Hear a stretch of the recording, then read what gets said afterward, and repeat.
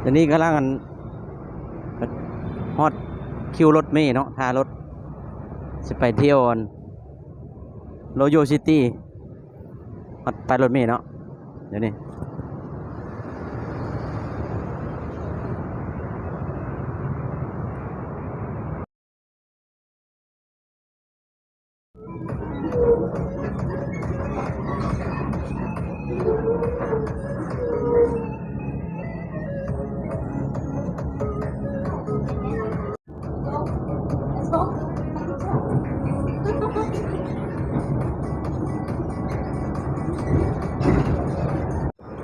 รถเมล์มาฮอดพอดี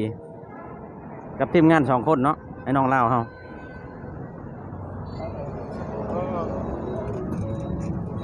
ขึ้นรถเมล์เลยเด้อ